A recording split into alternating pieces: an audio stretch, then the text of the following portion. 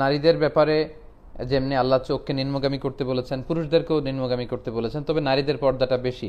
নারীদের পর্দার ক্ষেত্রে ওনাদের দেহের পোশাক ঢিলেঢালা হতে হবে, পাতলা হতে পারবে না, এবং accept her face and hand, এই হাতের কবজি পর্যন্ত আর চেহারা এতটুকু শুধু খোলা রাখতে পারবে একজন নারী। এটা হচ্ছে সর্বোচ্চ ছাড় বা রুকসা। কিন্তু আজিমাত হচ্ছে চেহারাকেও ঢেকে রাখা, কারণ চেহারা হচ্ছে সৌন্দর্যের রাজধানী। একটা মেয়ের সৌন্দর্যকে বুঝতে হলে আমরা তার চেহারার দিকে তাকালেই বুঝতে পারি। কাপড় এমন হবে না যে কাপড় এত টাইট যেটা পরলে শরীরের কাঠামো বোঝা যায়, পর্দা হয় নাই, চলবে না। যদি বোরখাও হয় তবুও চলবে না। 2, এত পাতলা হবে না যে বাহির থেকে ভিতরের অঙ্গ দেখা যায়, চলবে না। 3 নাম্বার, পুরুষদের পোশাকের সাথে সাদৃশ্য আছে এমন পোশাক পরা যাবে না। যদিও বা শেষ জামানায় এই শ্রেণীর মেয়েদের সংখ্যা বাড়বে যারা পুরুষের পোশাক পরে রাস্তায় ঘুরবে। আর 4 নাম্বার হচ্ছে অমুসলিমদের ধর্মীয় কালচারের সাথে সাদৃশ্য আছে এমন কোনো পোশাক পরা যাবে না। 3 নাম্বারটার ক্ষেত্রে একটা কথা বলে দেই যে নবী সাল্লাল্লাহু আলাইহি সাল্লাম বলেছেন শেষ জামানায় এক শ্রেণীর মেয়ে বের হবে। শেষ জামানা বলতে আসলে ওই জামানায়, নবীর জামানায় তারা ছিলেন না, তারা পরবর্তীতে কোনো জামানায় আসবেন, যেটা আমরা এখন দেখতে পাচ্ছি। তো এমন এক শ্রেণীর মেয়ের কথা বলা হয়েছে যে যারা কাপড় পরেও নগ্ন থাকবে। কি থাকবে? কলেজে যায়, ইউনিভার্সিটিতে যায়, রাস্তায় চলে, যদি পর্দার সাথে না চলে, আমি বলি নাই, কে বলেছেন? মুহাম্মদ সাল্লাল্লাহু আলাইহি সাল্লাম। মুহাম্মদ সাল্লাল্লাহু আলাইহি সাল্লাম বলেছেন তোমার মেয়ে যদি বেপরদায় চলে, মেয়ে যেমন দায়ুস, বাপ মা তেমন দায়ুস, এবং এই নীতিটাকে যারা পছন্দ করবে তারাও দায়ুস। রাসূল বলতেছেন এগুলি জান্নাতে যাবে না। নারীরা হাত মোজা, পাও মোজা, বোরকা পরলেন, পর্দা হয়ে গেল? হাত মোজা, পাও মোজা, বোরকা এটা কখনোই পর্দা পরা পর্দা নয়। কারণ এটা হলো পোশাক। পোশাক আপনি শালীনতার জন্য পরবেন। পর্দার মূল বিষয় হচ্ছে তাকওয়া, দ্বীন ইসলাম। কোরআনে বলা হয়েছে ইন্নাদ দীনা ইনদাল্লাহিল ইসলাম, আল্লাহর কাছে একমাত্র মনোনীত দ্বীনের নাম হচ্ছে ইসলাম। এখন দ্বীনও আরবি শব্দ, ইসলামও আরবি শব্দ। বাঙালি সারা জীবন আরবি শব্দটাকে মুখস্থ করে সারা জীবন তোতা পাখির মতো বইলা গেল, কিন্তু অর্থটা জানলো না। দ্বীন অর্থ স্বভাব, ইসলাম অর্থ আত্মসমর্পণ, ইসলাম অর্থ শান্তি। আত্মসমর্পণের স্বভাবকেই বলা হয় দ্বীন ইসলাম। যখন আমি আত্মসমর্পণ করব তখনই আমার মধ্যে শান্তি আসবে। এই ইসলাম ব্যক্তিকেন্দ্রিক, এই ইসলামের শিক্ষা ব্যক্তিকেন্দ্রিক, আত্মশুদ্ধি ব্যক্তিকেন্দ্রিক। এখন আমাদের সমাজে ইসলামের যে চর্চা হচ্ছে সেটা কি আত্মশুদ্ধির ইসলাম কিংবা আত্মসমর্পণের ইসলাম? ইসলাম অর্থ আত্মসমর্পণ, দ্বীন অর্থ স্বভাব। আত্মসমর্পণের স্বভাবকেই আল্লাহ মনোনীত করেছেন। আল্লাহর মনোনীত দ্বীনের নামই হচ্ছে আত্মসমর্পণের স্বভাব। এখন এই আত্মসমর্পণের স্বভাবের ভিতরে যে প্রবেশ করেছে তাকে বলা হয় মুসলমান। মুসলমান অর্থ হচ্ছে আত্মসমর্পণকারী, যিনি আল্লাহর প্রেরিত রসুলের কাছে এবং রবের কাছে সম্পূর্ণরূপে নিজের ইচ্ছাটাকে রসুলের ইচ্ছার কাছে, নিজের ইচ্ছাটাকে আল্লাহর ইচ্ছার কাছে সম্পূর্ণরূপে উৎসর্গ করে দিতে পেরেছেন, তিনিই মুসলমান। এখন এই মুসলমান হয়ে গেছে অনেক প্রকার। এই মুসলমান ধর্ম অনেক প্রকার হয়ে গেছে। যেরকম ইসলাম এখন রাজনৈতিক ইসলাম আছে, ইসলাম এখন সৈনিক ইসলাম আছে, লিবাসি ইসলাম আছে, আবার ইসলাম এখন এই প্রেমের ইসলামটা আদি থেকেই।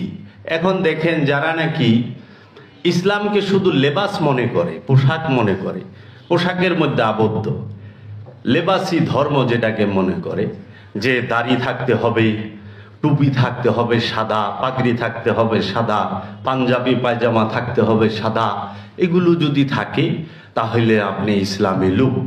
এখন ইসলাম নিয়ে আপনার কোনো দাড়ি মোজ কিছু নাই, কথা কইতে যাবেন কবেন আপনি ইসলামের কি বুঝেন, ইসলামের জ্ঞান আপনার কি আছে, আপনি তো দাড়ি মুছি নাই। আশ্চর্যের বিষয়, জ্ঞান থাকে সিনায় আর তথ্য এবং নলেজ থাকে আমাদের মস্তিষ্কে। এখন হিকমতের জ্ঞান যেটা উইজডম, প্রজ্ঞা, সেটা সিনায় থাকে। এই সিনার জ্ঞানীরাই জগতে জ্ঞান বিতরণ করেছে। সেই জ্ঞান থেকে আমরা শিক্ষা নিয়ে তথ্য এবং আমাদের যে নলেজ সেটাকে আমরা আরো মজবুত করেছি, সংগ্রহ করেছি। আমি একটা তথ্যের ভান্ডার হয়ে বয়ে রয়েছি এইরকম, কিন্তু আমার কাছে কিন্তু প্রজ্ঞার জ্ঞান নাই, উইজডম নাই। তো ওই লোকটাই যখন তথ্য কালেকশন করে, নিজের মধ্যে তথ্যের অনেক ভান্ডার রাখে, তখন সে প্রথম তার চিন্তা হইলো আমাকে সে অ্যাটাক করবে কি দিয়া, আমাকে আটকাবে কি দিয়া। তখন দেখে আপনার চুল এত লম্বা কেন, আপনার দাড়ি এত লম্বা কেন, আপনার মুছ এত লম্বা কেন, মুছ কাটেন না কেন, মুছ ডুবায় পানি খেলে তো হারাম হয়, আল্লাহ পাক নিষেধ করেছেন। এখন আল্লাহ দাড়ি মুছ চুলের বিবেচনায় নিয়ে যাবে, এইরকম একটা চিন্তা।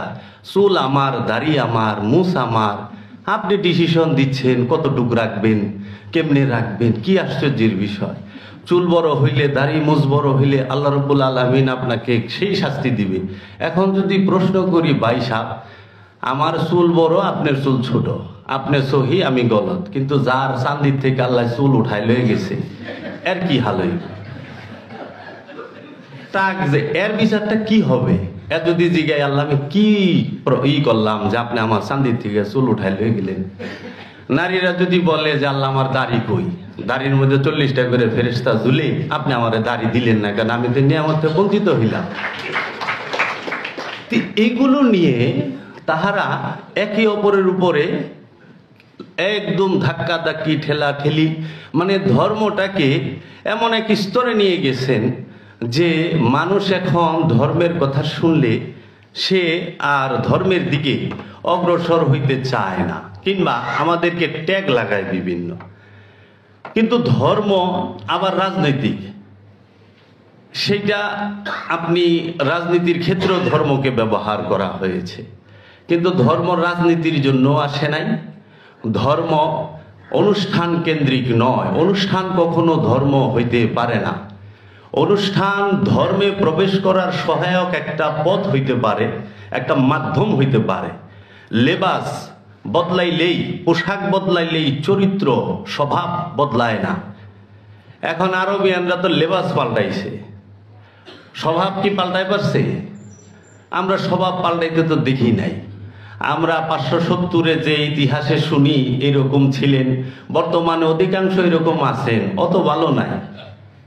কিন্তু লেবাস করলে তা নাই, লেবাস চকচকা। এখন সাদা পাঞ্জাবি পরলেই কি মন সাদা হয়? সাদা পাঞ্জাবি পরলে, সাদা টুপি পরলেই কি মন একদম পবিত্র হয়ে গেল? কখনোই না। পোশাক পাল্টাইছি, স্বভাব পাল্টাই নাই। নারীরা হাত মোজা, পাও মোজা, বোরকা পরলেন, পর্দা হয়ে গেল? হাত মোজা, পাও মোজা, বোরকা এটা কখনোই পর্দা পর্দা নয়। কারণ এটা হলো পোশাক। পোশাক আপনি শালীনতার জন্য পরবেন। পর্দার মূল বিষয় হচ্ছে তাকওয়া, যে গুনাহ করতে, অপরাধ করতে ভয় পাওয়া। আপনি অপরাধ যখনই করতে যাবেন তখনই আল্লাহর ভয় যেন আপনার হৃদয়ে ভেসে ওঠে, আপনার হৃদয়ে জাগ্রত হয় যে হায় হায় এই অপরাধটা করতেছি, আল্লাহ তো আমাকে ক্ষমা করবে না, রাসূল তো আমাকে ক্ষমা করবে না। এই তাকওয়াটা আপনার থাকতে হবে। পর্দা করবেন, দুইভাবে পর্দা হয়। একটা হইল দৃষ্টি সংযত করা, আরেকটা হইল হাকিকি পর্দা যেটা, সেটা হইল দৃষ্টিকে সংযত করা এবং দৃষ্টির মধ্যে আপনার তাকওয়াকে প্রতিষ্ঠিত করা। আরেকটা হলো পোশাকের শালীনতা, শালীন পোশাক পরেন। বাঙালির ঐতিহ্য আছে, বাংলাদেশের কালচার আছে, সেটা আপনার বাঙালিয়ানা পোশাকগুলো পরলে যে পর্দা হবে না তা না। যদি পর্দা নিয়ে গভীর বিশ্লেষণ করেন আপনি তাকিয়ে দেখবেন কাপড় আবিষ্কার করেছে চীন। এখন আল্লাহ রাব্বুল আলামিন পর্দার কথা আদম নবীর সময় থেকেই আছে, নবী পূর্ববর্তী নবীদের সময় থেকেই আছে, এমন যেন মহানবীর সময়ে। তো এখন আদম নবী কাপড় ছাড়া হাঁটলো, মা হাওয়া কাপড় ছাড়া হাঁটলো, অন্য অন্য অনেক নবী রাসূলরা কিন্তু কাপড় ছাড়াই থাকছে, ওই সময় কাপড় আবিষ্কার হয় নাই। যেই মাত্র চীন কাপড় আবিষ্কার করলো, আমাগো এই মৌলবাদী মানুষগুলো কয়ে দিল যে পর্দা কিন্তু হাত মোজা পা মোজা ফরজ, বরখা পড়তে হবে। এই যে জিনিসটা, তাহলে চীন আবিষ্কার করার পর আল্লাহ এই কথা কইল কেন? আল্লাহ জান্নাত থেকে কেন আমাদের জন্য কাপড় পাঠাইলো না? হাসরের মাঠে আমরা উলঙ্গ উঠুম, কিন্তু জান্নাতে কাপড় বিন্দা হইয়া থাকুম, বইয়া থাকুম। এই যে বিষয়গুলো, এর মূল তত্ত্বগুলো আমাদের এইগুলো গবেষণা করতে হবে যে আসলে পর্দা কোনটা খুঁজা বাইর করি। এখন দেখি মূল পর্দাটা হচ্ছে দৃষ্টিকে সংযত করা, মস্তিষ্ককে সংযত করা। দৃষ্টি এবং মস্তিষ্ক যার সুন্দর, তার মধ্যে সব সময় পর্দা আছে। সেই ইউরোপে থাকলেও সমস্যা হবে না। তাই বর্তমানে আমরা দেখলাম বাংলাদেশে অনেক ভাস্কর্য মূর্তি ভাঙা হলো, অনেক কিছু। কেন? শিরক হয়। তো সবই তো বাংলেন, বাংলাদেশ শিরক মুক্ত হয়েছে? মূর্তির সাথে শিরক থাকে না তো। শিরক থাকে যখন মানুষের অন্তরে, কলবে, মনে খান্নাস রূপী শয়তান থাকে, মানে কামনা বাসনা অবস্থান করে যতক্ষণ মানুষের প্রাণের সাথে, নফসের সাথে, তখনই সে শিরকে ডুইবা থাকে। এই শিরক থেকে মুক্ত হওয়ার জন্য রব্বুল আলামিন বললেন যে তোমরা তোমাদের অন্তর থেকে খান্নাস রূপী শয়তানকে তাড়িয়ে দাও, তোমরা শিরক মুক্ত। আর নইলে তোমরা শিরকে ডুবে আছো। এখন আমরা যে ধর্ম নিয়ে মারামারি হানাহানি করি, এই বর্তমানে বাংলাদেশে ধর্ম নিয়ে সবচেয়ে বেশি মারামারি। আর এত কথা কিছু কইলেই কয় সহিহ হাদিস, মানে আশ্চর্যের বিষয়। তো কোরআনও তো আছে, আল্লাহ রাব্বুল আলামিন কোরআন দিছে, কোরআন থেকে দেখেন। আল্লাহ বলছে লা ইকরাহা ফিদ্দিন, স্বভাবের উপরে কোনো বল প্রয়োগ চলবে না। লাকুম দিন, তোমার স্বভাব, তোমাদের স্বভাব। উকুম ওয়ালিয়া দিন, তোমাদের স্বভাব তোমাদের কাছে, আমাদের স্বভাব আমাদের কাছে। লা ইকরাহা ফিদ্দিন, ধর্মের মধ্যে দিনের স্বভাবের উপরে কোনো প্রকার বল প্রয়োগ চলবে না। আপনি আল্লাহ রাব্বুল আলামিনের সবচেয়ে মহা একটা গুণ, সেটা হলো সূরা ইখলাসে কুল হুয়াল্লাহু আহাদ, আল্লাহ একক, অখণ্ড, অদ্বিতীয়, স্বয়ংভূ সত্তা। আল্লাহুস সামাদ, আল্লাহ মহা নিরপেক্ষ। মহাটা নাই, সেটা আমরা সর্বশ্রেষ্ঠ বলার জন্য, কিন্তু সামাদ শব্দের অর্থ নিরপেক্ষ। আল্লাহ নিরপেক্ষ। তাহলে আল্লাহ নিরপেক্ষ, আল্লাহর প্রেরিত রসুল যিনি, তিনি কি পক্ষে? তিনিও তো নিরপেক্ষ। আল্লাহর প্রেরিত বাণী আল কোরআন, সেটাও তো নিরপেক্ষ। এখন এরা আল্লাহরও পক্ষের বানায় দেয়, আল্লাহ মুসলমানগো পক্ষে, আর কেউ পক্ষে নাই। এইটা হ্যাঁ, সেই মুসলমানের পক্ষে যিনি আত্মসমর্পণের মুসলমান, কিন্তু এই গরু খাওয়া মুসলমান, জন্মগত মুসলমান, আনুষ্ঠানের মুসলমান, সুন্নতে খাতনা দেওয়ার মুসলমানের সাথে আল্লাহ থাকে না। আল্লাহ থাকে আত্মসমর্পণকারী যে মুসলমান, তার সাথে। তো বর্তমান সমাজে আমরা বেশিরভাগ হলো জন্মগত মুসলমান, বাবা মা মুসলমান, তার ঘরের থেকে আমরা জন্মাইছি, আমরাও মুসলমান। কিন্তু মুসলমান তখনই হয় যখন রসুলের কাছে আত্মসমর্পণ করে, রসুলের কাছে কলেমা পাঠ করে। তা আপনারা যদি জিজ্ঞাসা, আপনি যে মুসলমান হইলেন, কলেমা পাঠ করছেন কার কাছে? কয় আমাগো মক্তবের হুজুরের কাছে। তা আল্লাহ তো হুজুরের কাছে কলেমা পড়তে কয় নাই, কয় মা বাপেই পড়াইছে, মাদ্রাসায় পড়ছি, বইয়ের থেকে পড়ছি, বইয়ের থেকে, মাদ্রাসার থেকে, মৌলবী সাহেবের কাছ থেকে, মক্তবের কাছ থেকে কলেমা পাঠ করার কথা আল্লাহ বলে নাই। আল্লাহ বলছে তুমি আমার প্রেরিত রসুলের কাছে তুমি কলেমা পাঠ করো। তাই আল্লাহ কোরআনে সূরা ইব্রাহিমের 4 নম্বর আয়াতে বলছেন, আমি প্রত্যেক জাতিতে, প্রত্যেক ভাষায় আমার রসুল প্রেরণ করেছি, আমার রসুল প্রেরণ করেছি আমার নিদর্শন সমূহকে বর্ণনা করার জন্য। পৃথিবীতে যত জাতি আছে, যত ভাষা আছে, প্রত্যেক জাতিতে প্রত্যেক ভাষায় আল্লাহ রসুল প্রেরণ করেছেন এবং সেই রসুল চলমান বহমান, সে সর্বক্ষণ প্রেজেন্ট। তার কাছে যাইয়া রবের এই দিদারের আত্মশুদ্ধির, নিজেকে চেনার জানার শিক্ষা অর্জন করতে হবে। সেই ইসলামকে স্বার্থের জন্য বাদ দিয়া এখন কি করতেছে, আপনার পুঁজিবাদী ইসলাম, বস্তুবাদী ইসলাম, শৈল্পিক ধর্ম সেটা পালন করতেছে। শুধু অনুষ্ঠান আর অনুষ্ঠান, অনুষ্ঠান আর অনুষ্ঠান, কিন্তু অনুষ্ঠানটা যে মূলকে দেখাবার জন্য সেটা সে মানতেই চায় না। মূলকে পরিচয় করাই দিবার জন্য অনুষ্ঠান। এখন ঢোল বাজাইলে আরেকজনে কয় যে আমরা এখন নামাজ পড়ুম, ঢোল বাজান যাইব না আপনার মন্দিরে। এখন যদি প্রশ্ন করা হয় যে ওনার মন্দিরে উনি ইবাদত করতেছে ঢোল বাজায়া, আপনার মসজিদে আপনি মাইক চালাইয়া ওয়াজ করতেছেন, সূরা কেরাত পড়তেছেন, তো আপনার যে নিরপেক্ষতা, যে ইসলামের মূল মানদণ্ড, সেইখানে আপনি কি বল প্রয়োগ করলেন না তাহার উপরে? যে আমি যখন নামাজ পড়ুম তুমি তখন ঢোল বাজায় পারবা না, আর ঢোল আলায় যদি বলে আমি যখন ঢোল বাজাবো তখন তুমি মাইক বাজায় পারবা না, এইটি তো বল প্রয়োগ। এই নিরপেক্ষ কথা কইলে কি বাঁচতে দিবে আপনাকে? আমি তো দেখছি বাঁচতে দিবে না। কারণ এরা খুব ভয়ানক, এরা ইসলামকে মোটেও অনুসরণ করে না। এরা হইল শক্তি, ক্ষমতা এবং স্বার্থের পূজা করে। এই জন্য শক্তির পূজারী কখনোই প্রেমের পূজারীকে মেনে নেয় না, মেনে নেবার কথাও না, মেনে নেবেও না।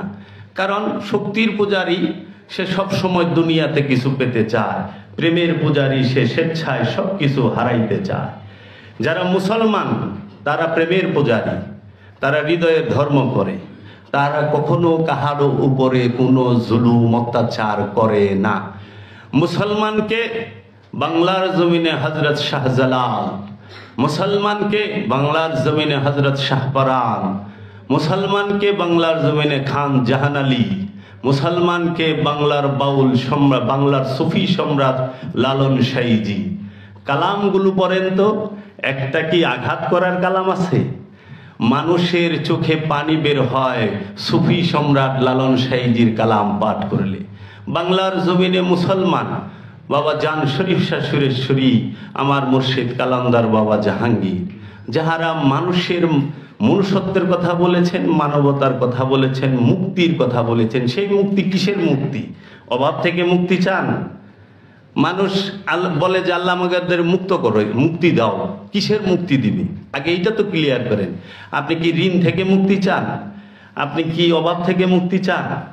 আপনি কি এই যে আপনার রোগ শোক সেটা থেকে মুক্তি চান? না, মানুষের মুক্তি চাইতে হবে খান্নাস রূপী শয়তান থেকে, ষড়রিপু থেকে। এই ষড়রিপু থেকে মানুষ আমাদের মুসলমানদের মধ্যে মূলও খেয়াল করে না। আপনি দেখেন একটা ওলির দরবারে যখন ওরস হয়, নারী পুরুষ পাশাপাশি বৈশা থাকে, কাওয়ালি সামা সঙ্গীত হয়, শোনে। এটা বিরাট বড় বেদাত, গুনাহ, অনেক বড় গুনাহ, পর্দা নাই।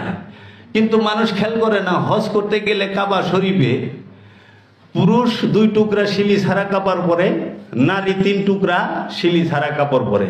মেয়েদের জন্য 3 টুকরা, পুরুষের জন্য, নরের জন্য 2 টুকরা।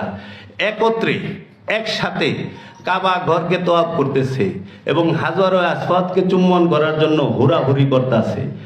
মৌলভী সাহেব ওখানে তো ফতোয়া ওঠান না, এই জায়গায় নারী পুরুষ একসাথে, পর্দা নাই। হ্যাঁ, এখানে নারী পুরুষ আলাদা করেন, খালি পীরের দরবারে পর্দা নাই, চোখে দেখেন না।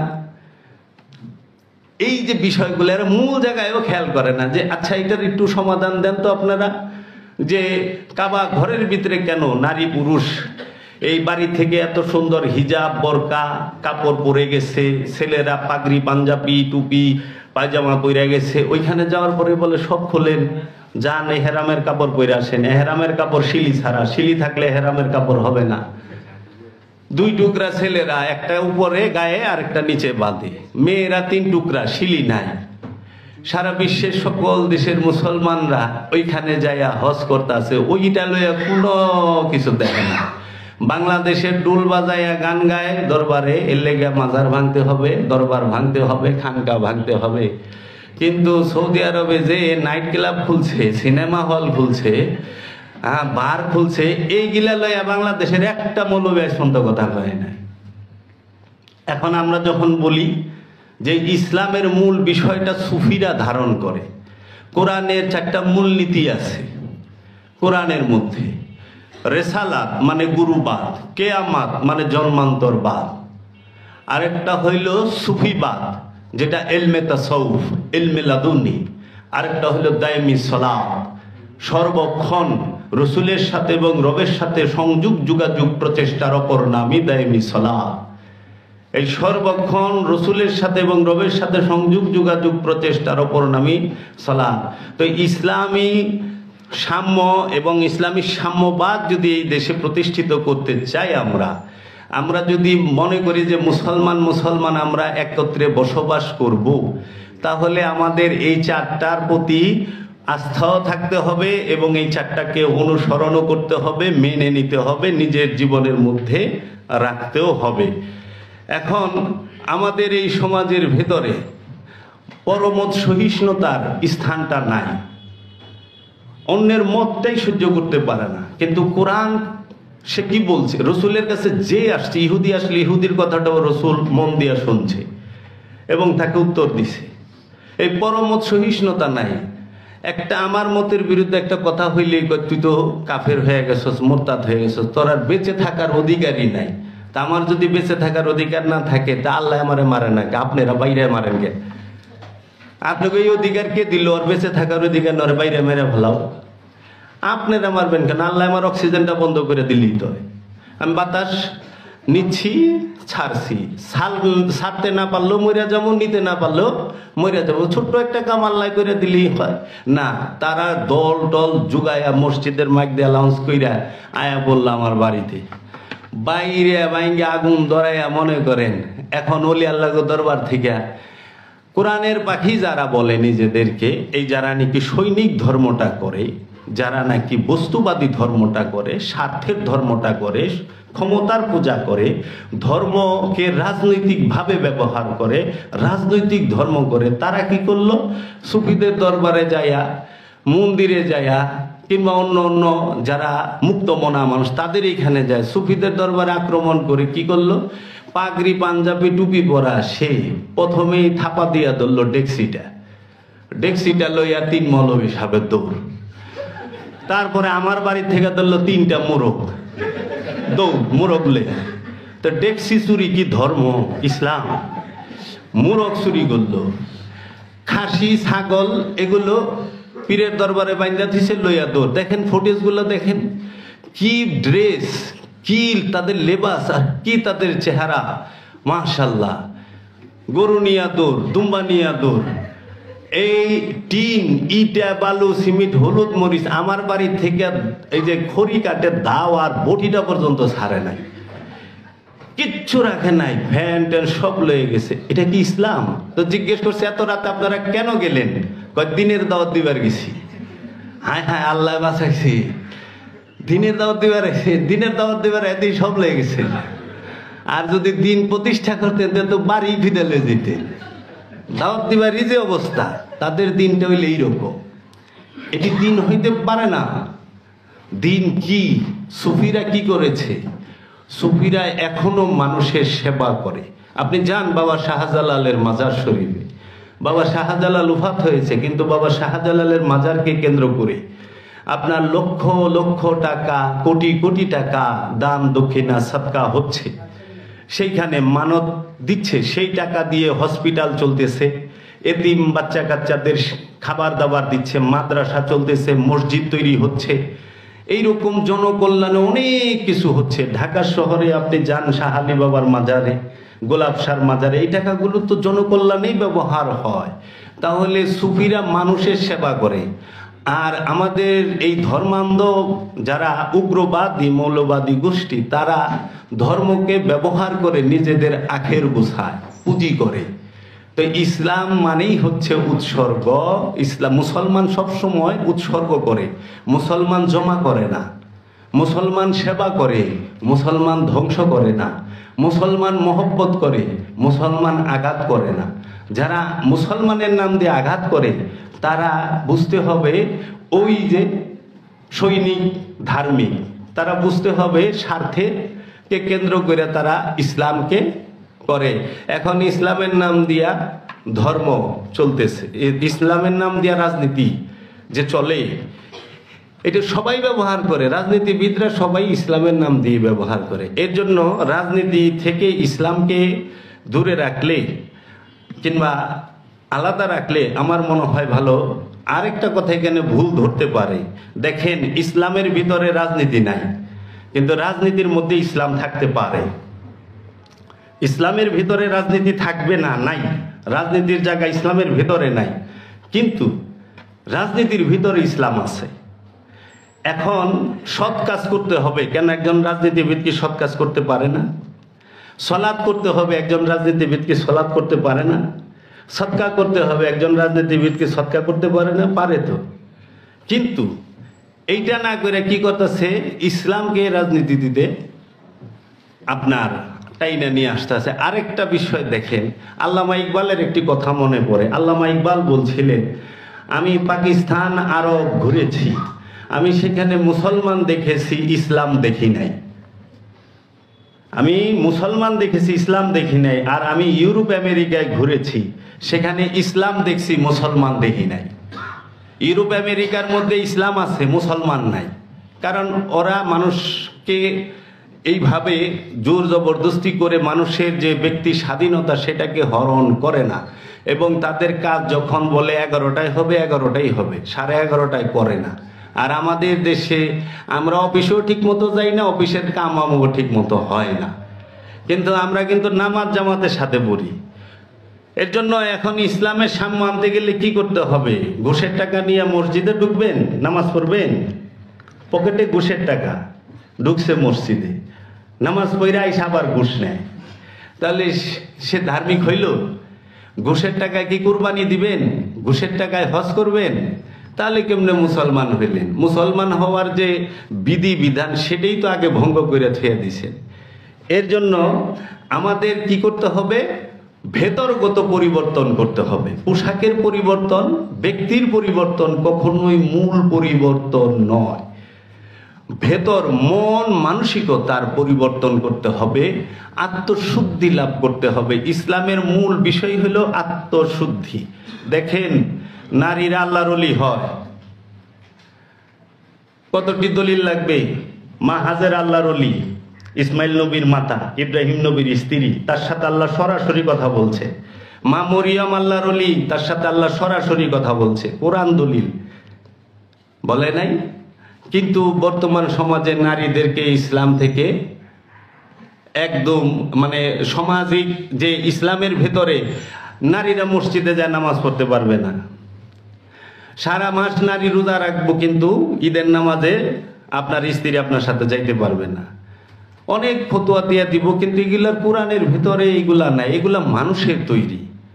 তা আমাদের মূল বিষয়টা হবে এই সমাজের ভিতরে ইসলাম সম্পর্কে পড়াশোনার চর্চা নাই। কোরআনের বাংলা অর্থ কেউই, এই যে বর্তমান সমাজের ভিতরে যে যুব সমাজটা, এরা কোরআনের বাংলা অর্থটা যদি বারবার পড়ে, আরবিটা না, আরবি তো পড়বেই, কিন্তু আরবি পড়ায় শুধু সীমাবদ্ধ থাকে তারা, যে আরবি 1 হরফে 10 নেকি, ওই নেকির জন্য থাকে। কিন্তু না, কোরআনের বাংলাটা পড়েন, বুঝতে পারবেন যে ইসলাম কি, ইসলামের শিক্ষা কি। এর জন্য ভেতর পরিবর্তন করলে আমাদের পরিবার, ব্যক্তির পরিবর্তন আসবে। ভেতর পরিবর্তন করলে ভিতর সুন্দর করতে হবে। এর জন্য অবশ্যই দায়মি সালাত করতে হবে। আর এই সমাজে দায়মি সালাতের কথা শুনলে মৌলানা সাহেবরা খেপা যায়, অথচ কোরআন। এই সমাজে ধর্মনিরপেক্ষতার কথা শুনলে মৌলানারা খেপা যায়। ধর্মনিরপেক্ষতা কখনো ধর্মহীনতা নয়।